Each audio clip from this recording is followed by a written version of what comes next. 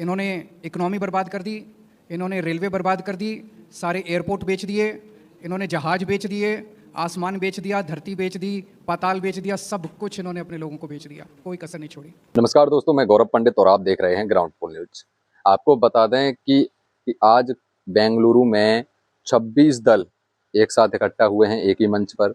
तो सभी 26 दल एक साथ एक ही मंच पर जुटे हैं मिशन 2024 को लेकर कि मोदी को कैसे हराया जाए। आप वीडियो के माध्यम से देख सकते हैं कि किसने क्या कहा। सेव इंडिया, इसको हम भारत बोलते हैं हिंदी में और इंग्लिश में इंडिया है। इंडिया को बचाना है, देश को बचाना है। भाजपा तो देश बेचने का सौदागिरी कर रहा है, देश बेचने का सौदागिरी कर रहा है, लोकतंत्र को खरीदने का सौदागिरी कर रहा है। इसी के लिए आज कोई इंडिपेंडेंट एजेंसी को भी काम नहीं करने देता है।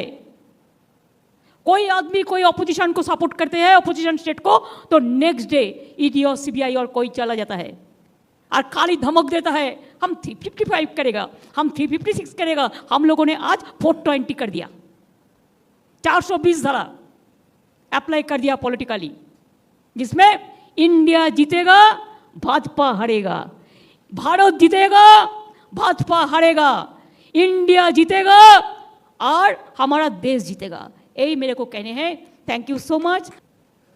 मंच पे मौजूद सभी मुख्यमंत्रीगण और देश की 26 पार्टियों के सभी सीनियर नेतागण, आज हम सब लोग 26 पार्टियां बेंगलोर में यहाँ पे एकत्रित हुए। ये दूसरी मीटिंग थी। पटना में 16 पार्टियां इकट्ठी हुई थी, तो ये अच्छी बात है कि कुनबा बढ़ रहा है। आज से 9 साल पहले इस देश के लोगों ने नरेंद्र मोदी जी को भारी बहुमत देके जिताया था। इन 9 साल के अंदर उनके पास मौका था, वो देश के लिए बहुत कुछ कर सकते थे, लेकिन इन 9 सालों में उन्होंने एक भी सेक्टर ऐसा नहीं है जिसमें हम कह सकें कि तरक्की हुई है। हर सेक्टर को बर्बाद करने में उन्होंने कोई कसर नहीं छोड़ी। सबसे बेस्ट तो है आप सेकंड क्लास की रेलवे की टिकट लेके किसी भी ट्रेन में चढ़ जाइए, आपको पता चल जाएगा कि आज से 4-5 साल पहले रेलवे ठीक ठाक चला करती थी, आज पूरी बर्बाद कर दिया इन लोगों ने रेलवे। इन्होंने इकोनॉमी बर्बाद कर दी, इन्होंने रेलवे बर्बाद कर दी, सारे एयरपोर्ट बेच दिए, इन्होंने जहाज बेच दिए, आसमान बेच दिया, धरती बेच दी, पाताल बेच दिया, सब कुछ इन्होंने अपने लोगों को बेच दिया, कोई कसर नहीं छोड़ी। आज देश में हर आदमी दुखी है, युवा दुखी है, किसान दुखी है, मजदूर दुखी है, व्यापारी दुखी है, इंडस्ट्रियलिस्ट दुखी है, गृहिणी दुखी है। ऐसा कौन सा व्यक्ति है जो दुखी नहीं है? तो आज ये 26 पार्टियां, हम सब लोग अपने लिए एकत्रित नहीं हुए।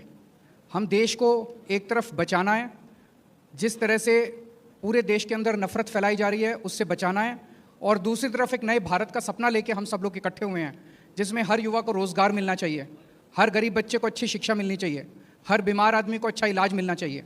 ये सपना लेके हम सब लोग इकट्ठे हुए हैं, जहाँ पे ऐसा भारत होगा जहाँ सब सुख शांति होगी, प्यार मोहब्बत होगी और देश तरक्की करेगा, ना कि देश के संसाधन जो हैं कुछ लोगों के लिए, चंद लोगों के लिए लुटाए जाएंगे।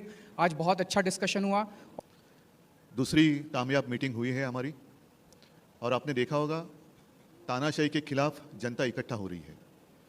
खड़गे साहब, आपने तो हमारे अलायंस का नाम बता दिया, लेकिन मैं तो इंडिया, भारत, जिसके लिए हम लड़ रहे हैं उसी को लेकर हम आगे जाएंगे। इसीलिए तो हम इकट्ठा आए हैं। और आप देखते होंगे, पहले सवाल कई लोगों ने मुझे पूछा कि अलग अलग विचारधारा के लोग हैं, राजनीति में विचारधारा तो अलग होनी चाहिए, इसी को तो प्रजातंत्र मानते हैं। लेकिन इसके बावजूद हम एक आए हैं क्योंकि अब लड़ाई सिर्फ हमारी पार्टी की नहीं है।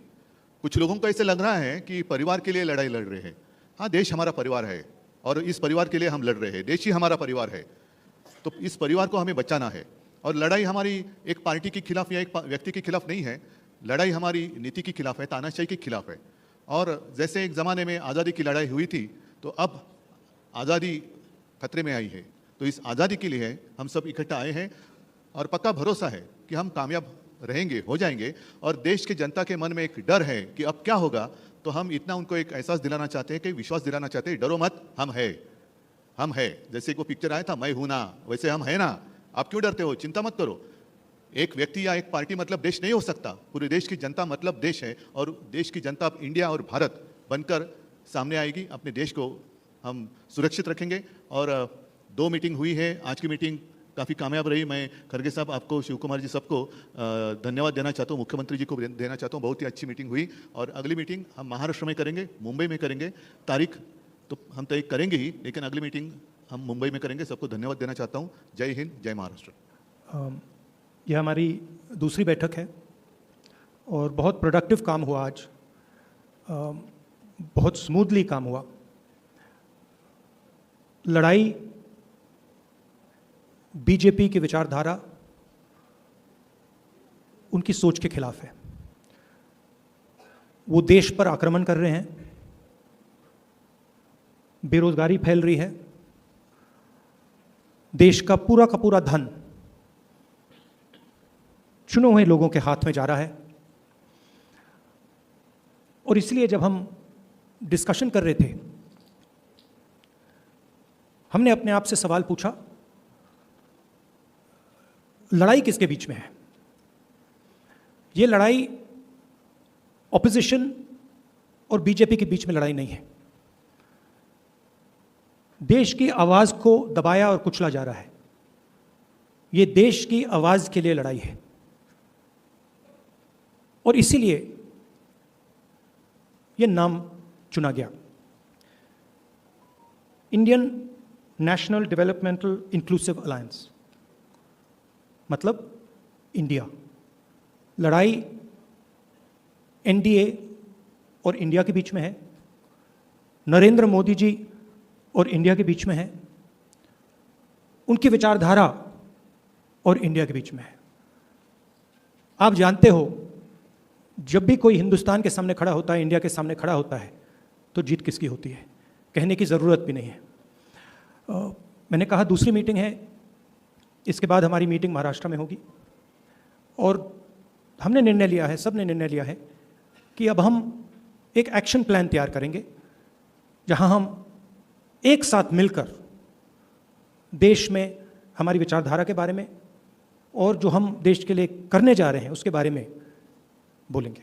मिशन 2024 मोदी को हराना बेहद जरूरी, ऐसा सभी 26 दल मिलकर बोल रहे हैं।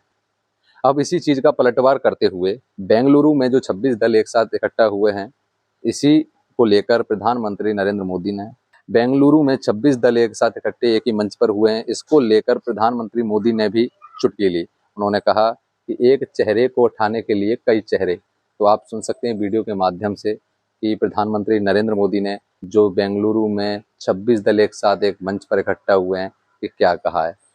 एक जमाने में एक गाना बहुत मशहूर था, मुझे तो पूरा याद नहीं है, लेकिन मुझे याद आ रहा है।